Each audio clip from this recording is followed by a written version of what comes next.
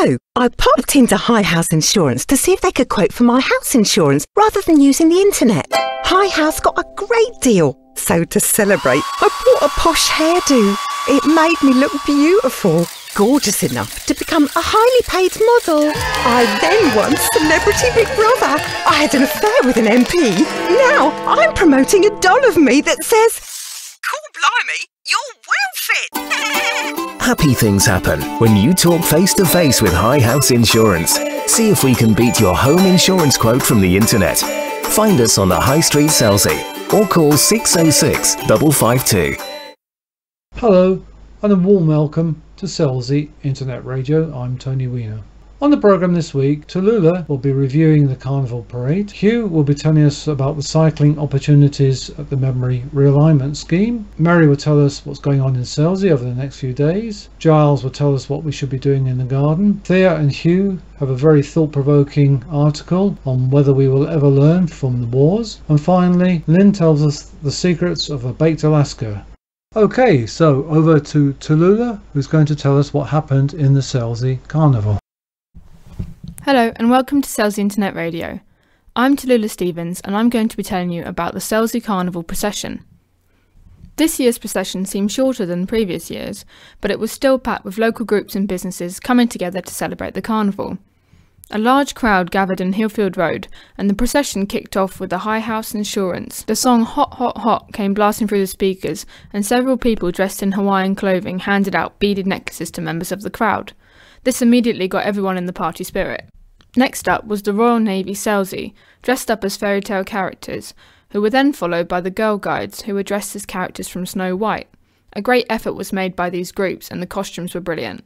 Mind Mental Health then came past in their decorated car, and then the Scouts band, who played perfectly in time, got everyone involved with their performance. The Selsey shuttle bus then came past, who are actually looking for volunteers, that's something to bear in mind. After that, a clown came prancing down the road in full costume and interacted with the children and the younger members of the audience. Next up was the Wonder Girls pom-pom troupe, who put on a great show. There was loads of them and they were all in brightly coloured outfits. Next up, the Selsey Scouts came past on their float, operating large puppets with characters from the Muppets. After that, what I can only describe as a neon reflective punk dressed as Elvis came past shaking a bucket to collect funds. Then the Caravanners Club came past in a large vehicle. Then the Selsey Fireworks came past with a musicals theme and the Grease Lightning was playing from the speakers. 5-a-day Flowers came past all dressed as yellow minions, adults and children. Next up was the Electric Dreams band and they were on a float with dancers, one of them playing an absolutely amazing saxophone solo as they drove past. Then along came Help for Heroes and St John's Ambulance. And finally, various superheroes came past on bicycles towards the end. All in all, it was a great carnival procession. There was so much effort put into the floats and costume design, and people of all ages lined the streets, from children to adults to elderly people. It was a really great time, and everyone enjoyed themselves. Thanks Tallulah, and don't forget to have a fantastic carnival event. We do rely on volunteers, and if you have some time, please do volunteer. Okay, so it's over to Hugh, who's talking about cycling along the Medmerry realignment scheme. Good morning, it's Hugh Graham here from Selsey Internet Radio, and I'm talking this morning to Brian Seeger, who's lived in Selsey all his life, who's been a cyclist all that time, and he's going to tell us his opinion of the cycle track around the Medmerry realignment scheme. Yes, good morning. The cycle track around the Medmerry scheme is a very nice track. It is a seasonal track, and the Environment Agency have always said it would be a seasonal track. What is meant by seasonal is because it is of a rough surface, it will flood, the track will, and during certain conditions I feel it will not be rideable due to the actual layout of the track. The track is made of stone, mixture of 20mm granite chippings, right down to a fine grit which has been rolled in. This is the track's been created around the inside of the bank of the Medmerry realignment, okay. And it runs from Selseyville to Brackenham Bay. Okay, so if you were to go right round the lagoon or the earth bank, yeah, from so rocks to rocks, how long would it be? It is 4 miles in length. Okay, so if you were to ride from Selsey to Bracklesham Bay, you do about 7 miles? Selsey to Bracklesham Bay, you do about 5 to 6 miles. Okay. Now, if you're a resident in Selsey and a keen cyclist, how do you get onto this cycle track? This has always been a bone of contention. At the moment, officially, there is no way onto the Selsey cycle trackway. So you have to go all the way to Ernley then? Right, you have to go all the way over to Ernley, but at the moment there is a problem with the Ernley way in due to the fact that landowners are actually saying that it's a private road you have to go down to access the track. The only way that you can actually get a bike into the track from Selsey legally is by actually pushing the bike down from the windmill, travelling 1 metre below the mean high tide mark, push the bike along the beach and then access the rocks the other side of Mr. Bunn's rocks, which is the other side of the embassy, and then you will pick the track up and cycle to Bracklesham Bay. Well, in actual fact it's just short of Bracklesham Bay. Again, you have to repeat the same procedure to actually then pick up a footpath, go along the footpath, which then will bring you into Shore Road, and that will then take you into Bracklesham Bay. So this is a facility for cyclists and for people who want to stroll through there in the countryside, but you can't actually get at it. You can't actually get at it. The only way that you can get to it is actually walking. Now, you can actually walk off of Warner Road, Warner Lane, and you can walk off of Golf Links Lane. Right. There are footpaths which you can actually walk across, and this is why I'm saying that a lot of the ways into it you can't get because you're using actually public footpaths, and it's illegal even to push a bike down a public footpath. So Brian, what needs to be done? What needs to be done is basically the Environment Agency get their act together. Before this realignment even was built or thought of, access to the site should have been made available. Where would you, been. If you, as an expert local cyclist and somebody who tells me that they've already enjoyed riding around the Medmerry realignment, how would you like it to be accessed? So if you were living in Selsey, where would you like to start your run from? I would like to start it from Warner Lane and through the caravan site, down to the children's programme, which is known locally as the archery field. It's where the Selsey fireworks are held. On Mr. Bunn's site.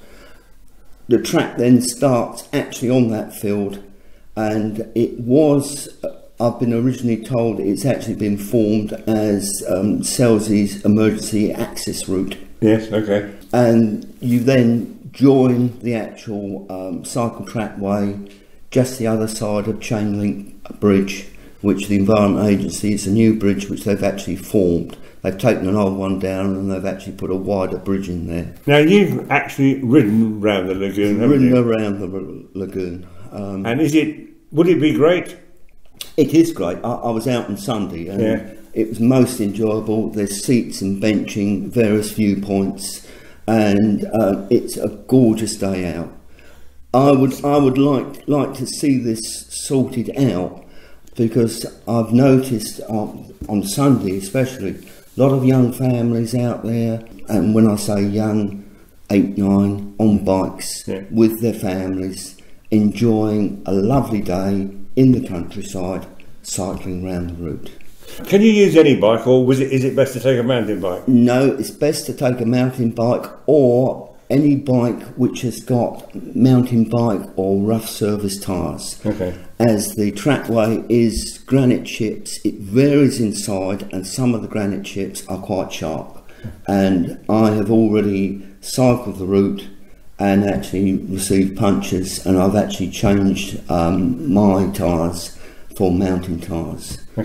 This is all part of the cyclist route Chichester. Tell me about that. Yes, originally Selsey Cycle Network was actually hoping that we could actually come past the sewer works and tie up then with Route 88. It is a tourist route, i.e. it goes through countryside rather than a direct route, which takes you up to Medmerry, and then you can then access the route through to the canal basin, which then takes you into along the side of the canal towpath into Chichester. So is that where does that mean you join it near Huntston? Near Huntston. Okay, because that's a lovely track, isn't it? That is a beautiful track. And it's a lovely ride. And also you get a lovely view of the cathedral from there, don't you? You do indeed. You do indeed. Yeah. Okay. So what needs to be done in order to do that? What needs to be done is that landowners, which I believe have been contacted, and they're in negotiation with them, landowners basically need to get their act together. I know one site, I believe a farmer over at East Farm, is actually talking to the Environment Agency at the moment, because it appears that from the Ham-Ernley Road, the piece of road which actually goes into the site, plus also where the disabled car park is, the Environment Agency don't actually own the ground, it's the actual farmer's ground. Okay. So does that mean the track would have to be fenced? The track is actually fenced at the moment. Okay. The Environment Agency have done it, and it appears that they actually haven't got the right to use that road. I see. So this is negotiation after the event then? That's correct. And virtually everywhere it's been negotiations after the event, including Mr. Bunn down to come through his camp. Okay. Anybody who's coming into Selsey who are actually bringing bikes in on carriers on the back can now officially park on Mr. Bunn's car park, but it will cost them £10 a day. Truth. Okay. And if they're there for an hour, it's still £10. Right. Thanks a lot, bro. Thank you very much indeed. Thanks you. And now over to Mary, who's going to tell us what's on in Selsey. Hello, Mary Kennedy here to tell you what's on over the coming week. Come along to the library on Tuesday the 2nd of September at 3 o'clock to meet our Police Community Support Officer. The Crafty Natter Club continues on Wednesday the 3rd from 2 till 4 at the Methodist Church. And the Carers Support Group have their AGM and coffee morning on Thursday the 4th at the Town Hall. Further details on 603-602. On Saturday the 6th there is a sale of books, jewellery and bric-a-brac in St Peter's Church Hall from 10 till 12. And new members are welcome at the Model Boat Club, which meets at East Beach Pond every Sunday, weather permitting, from 10 till 12 and Wednesday from 4 till 6. And the September edition of Selsey Life will be out this week with lots more information about what's on. Thanks Mary. What do we do in the garden? Well, we need to ask Giles. Well, Giles, the kids are about to go back to school, and I'm about to go off on holiday. What are you going to do in the garden without me? I don't know what I'm going to do. I'm going to probably think about what you might be doing if you were there. At this time of year, beware if you're in any country, rural roads or lanes. Beware of baby rabbits and baby pheasants. There are a lot about, and just beware, watch out for them. Yeah, they're not worth eating yet either, are they? No, they wouldn't be worth eating. No, it's just being kind to nature. I would say still relax in the garden, I'd say, and when you're relaxing, having a barbecue and a glass of wine or whatever it might be, have a think about it. Review your planting plans, in other words. It's a good idea now because you know what's done well and what hasn't this year. Start reviewing a little bit about what you might be planning for next year. Do you think it's been a good year this year? So far it's been very good. I know the weather's been a bit warm and hot, but we don't get that normally, but yeah, I'd say it's been excellent. Yeah, I would. Because it was after the drenching we had. Oh, I know. We weren't hoping for much. Oh, no. Yeah. No, it's recovered itself very much so. The other thing you can be doing now is getting some autumn bulb catalogues with a view to deciding what bulbs you might wish to order for the spring. Yeah. Late evening in the countryside, if you're out in the countryside, if you're out near dawn, near dusk, you can sometimes hear a barn or a tawny owl suddenly break the silence. Yeah. And then you'll hear the odd bark from a fox, and it can be quite eerie if you're. You're a night bird, aren't you? Yeah, I am. That's right. That's what well, I'm I'll tell you what. I was coming along the Selsey Road. At about 2 o'clock in the morning, about two weeks ago. Yeah. And there was a barn owl sitting on one of the posts on the fence on the left-hand side of the road, going into the village opposite the Compton Farm Shop. Right, yeah. And it was sitting there, and obviously I suppose it was hunting. Oh, it would have been. Yeah. Would have been. But they're beautiful birds. Oh, they are. They are, actually. They are. And is it true they can turn 360 degrees on the neck? I can't. I honestly cannot say yes or no to that one. I think it is.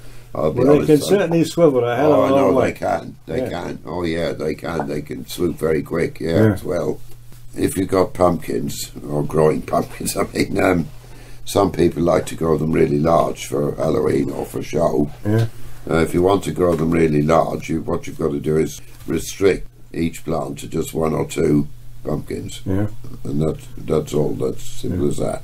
Place them on a layer of straw to just keep them off the mud. Otherwise they go rotten. Well, they can do. Yeah, they can do. Okay. And also, it'll be, if you want to have some good display next year, it's a good time now to plant crocosmias, dahlias, chrysanthemums, penstemons, verbena, etc. And then you'll have a great display next year. And if you've got a pond, weeding, clean and remove any algae regularly, which I'm sure most people will do. Yeah. Thin out any oxygenating, any pond plants, because they probably will, some of them will need thinning at this time.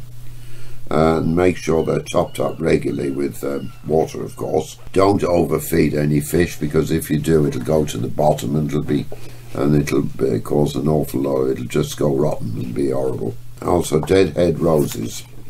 Keep deadheading roses, I should say. Yeah. And fertilise. Just give them a little mulch of fertiliser around about now. And also, as I've said before, keep a lookout for black spot. Yeah. Old Walter, who used to be our family gardener, used to cover the rose beds with horse manure.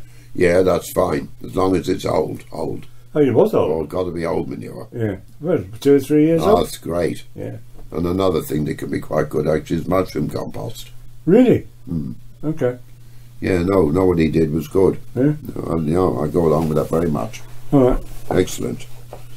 But it's very easy, especially around this area where there's a lot of stuff, and they horse manure's offered, and when you get it, it's actually quite new. Yeah. And that can do a lot of damage. Sure. Same with chicken fertiliser. That's not great. Yeah. That's a bit strong. Yeah. Too much ammonia in it. Okay. If you want to know if grapes that are in a shop rather than the garden are fresh, get a bunch, shake it a bit, and if grapes fall off, they're not fresh. Okay. That's actually very true to life. That does work, believe me. Yeah. And again, if you want to check if a pineapple is fresh, if you can pull a little leaf out easy from the top, it's fresh. Okay. If you can't, it's not. All right. So if you pull the leaf out, does that mean it's ready to eat? Yeah. Okay. Yeah, it does. It means it's ripe. The other little thing I'd like to mention is scoop out green, red or yellow peppers, and they make very attractive containers for mayonnaise, salad dressings, sauces and dips. All right. It really looks really nice on the table. Right, we'll bow out on a little flippancy as we do. Why can't lawns keep a secret? Go on, Charles. Because they're grasses. Oh dear. You've had enough of me today. Go away, Charles. I'll see you next one. Thanks, Giles. I've got my spade in hand already. Now Thea is talking to Hugh about whether we will ever learn from war. Right, I'm talking with my friend Thea Foote. Thea, tell me about They'll Never Learn, or Will They Ever, what's it called? If you get it right, it's When Will We Ever Learn? Okay, so what's it about? It's really a comment on the pointlessness of war and man's relationship with it. We are aggressive creatures, but the wars that we've had recently, I mean, we've had so many because that is man's nature, but I'm particularly focusing on poetry and bits of humour which came out of the wars, which is quite interesting. World War One, World War Two, and lastly, Afghanistan. So will that include Korea? We could do all those different wars, the Crimean, the Boer War, but we would never stop. This is the whole point. Yeah. War goes round and round, and as soon as one stops, I mean, look at Iraq now. Yeah. And it's the children who suffer. Right, so it's about the pointlessness of war. It is, but it's also, I suppose, an arrogant comment on man's inability not go to war. I can remember my grandmother telling me that in the early parts of the First World War, her husband, my grandfather, was, on the Somme, and they, at Christmas time, decided to stop fighting. And so they not only stopped fighting, they also fraternised with the Germans. Yeah. And the German soldiers and the British soldiers discovered that they were really the same sort of people. Of course. And there was absolutely no point about this. And then the high command of both countries had a great difficulty in getting them to fire at each other again. Mm-hmm. So the ordinary soldiers don't cause wars. No, it's those in power. And there is a beautiful little saying from Rudyard Kipling: if anyone questions why we died, tell them because our fathers lied. Yeah, which is basically another word for politicians, isn't it? Yes, and if you think of the First World War, it was to do with the royalty. Anyone in power who happens to be aggressive and they want something, they will go out and they will take these beautiful young men and women and get them murdered. Yeah. There are, however, justifiable wars too, aren't there? I mean, you wouldn't argue with the Falklands, would you? I think that's my point. I would argue with it, yes, which is why we always end up having a fight. Okay, well, fair enough. So, tell me how this is going to work. It's going to be a series of readers? Yes, it is, and we have a young singer who will also be singing a very poignant song. It's got humour. I'm really amazed at the amount of humour that did come out of particularly World War I, which also, I think, points at the strong spirit that the human being has. Against all odds, people are still smiling and laughing, which... I think that is... we had that during the Blitz, didn't we? We did. Well, I don't remember it. You obviously do. I do remember the Blitz really clearly. And I think that there was a most wonderful camaraderie. And we were all in it together. Yes. And it was us against the rest of them. Mm. And, well, not surprisingly, we won. I think the difference is that the wars now are so different. We're not protecting our country, we're going out to try and protect other countries. But again, this is something that we all have our opinions about. Okay. I think it would be really nice if we recorded some of this. Can we come along to one of your rehearsals? Yes, you'd be very welcome. Yes, I think it would be quite nice. It would also put everyone on their toes, if you like. All right. Thanks a lot, Hugh. Thank you, Hugh. Very thought-provoking. And now, Lynn is going to tell us how to make a baked Alaska. Okay, so it's still hot, it's still summery, and what have we got this week then? Okay, well last week we did the ice cream, didn't we, Hugh? So I thought we'd follow that up with a nice baked Alaska pudding. Oh, all right. Okay, yeah, now this is the one that everybody shies away from because they think it's really hard, and actually it's a very, very simple recipe. All right, it doesn't have to be hard at all. So for this one, you want some vegetable oil just for brushing, not lots of it. You want a pint of raspberry, passion fruit or other sorbet, any kind of sorbet really, any fruity sorbet. A pint of vanilla ice cream, softened, so you can whisk it to soften it or just leave it out for a little while. 1 cup of chocolate wafer crumbs. So you know the wafers with the chocolate in the middle? Yeah. Get them and crush them up. Okay. About 17 wafers really, just crush them up. It says a loaf of pound cake. Well, a pound cake is a Madeira cake to us lot over here. All right, this is an American recipe that I use, but it says pound cake. So substitute with a nice Madeira cake. Just 1 loaf cake. And for the meringue, you want about 6 large eggs, a pinch of cream of tartar and a cup of sugar. All right? Yeah. This is really easy. It's not hard. Brush a 3-quart metal bowl with vegetable oil. Mm-hmm. All right? And line it with cling film. Fill the bowl with scoops of the sorbet, vanilla ice cream and half of the chocolate ice cream. And you're alternating the scoops so that you get this lovely colour running through it, okay? Mm-hmm. Press down. Place a piece of plastic wrap on top of the ice cream and press it down to close the gaps between the scoops and even out the surface. So you don't want any gaps in there, you don't want anything like this. Remove the cling film, sprinkle the ice cream with the wafer crumbs and recover with the cling film, alright? Mm-hmm. Pressing it down gently, and then you're going to freeze that for about 20 minutes until it's really set really nicely in there. Okay. Remove the cling film and then you spread the remaining chocolate ice cream in an even layer on top of the crumbs. Now you could at this stage, if you wanted to, use chocolate fudge. I have done that. It's nice. That sounds good too. Yeah. And cut your Madeira cake into 1/2 inch thick slices. Completely cover the ice cream with the slices. Completely covering the ice cream with the cake, all right? Okay. Trimming is needed. You'll probably use about 2/3 of your Madeira cake. Cover with fresh plastic wrap and freeze that again until it's firm. Now it's good, really, to do this for up to 2 days. Give it a good old freeze. Okay. All right. You can do it after 2 hours if you're in a hurry. It could be beginning to sound like summer pudding. Oh, well, it's a bit like summer pudding, isn't it? But you've got your ice cream in the middle, not your fruit. Yeah, okay. To make your meringue then, whip the egg whites and cream of tartar in a large bowl with a mixer until it's nice and foamy, and then gradually beating the sugar on a high speed until they go all glossy. They go that shiny colour, don't they? Yeah. And they hold stiff peaks. Remove the top layer of the cling film and then invert the cake onto some greaseproof paper. If necessary, let the cake stand overturned until it slips out. All right, okay. So you're not getting a knife in it. You can just, if you just tip it over, it will slip out eventually, because you remember you brushed it with vegetable oil. Yeah. Yeah. Remove the rest of the cling film and cover the ice cream completely with the meringue. So the nice stiff meringue that you've got. Now make sure when you do this that the whole thing is covered. You don't want any air bubbles or gaps in it at all. Yeah. All right. Form swirly peaks in the meringue using the back of a spoon and freeze it again for at least another 3 hours. Good grief. Yeah. Yeah, all right. But it's worth it. With an oven at 500 degrees, bake the cake until the meringue peaks are golden. It takes just about 4 minutes in the oven, and the meringue peaks start to go golden brown. Or you could actually brown the meringue with a blowtorch, with a cook's blowtorch, if you've got one. Yeah. Don't go and get Dad's blowtorch out the kitchen, everybody, and give this a go, because it won't work. Right? You just want a cook's blowtorch. And let the cake soften at room temperature for about 5 to 10 minutes before you're slicing.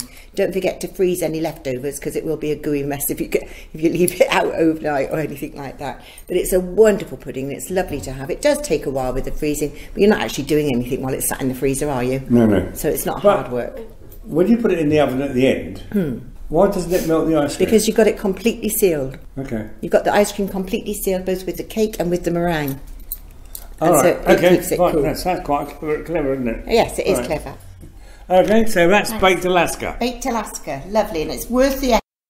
Thanks, Lynn. Well, that's the end of the programme this week. Thanks to everybody and all our sponsors for helping us make this programme, and we look forward to meeting you again next week. Bye.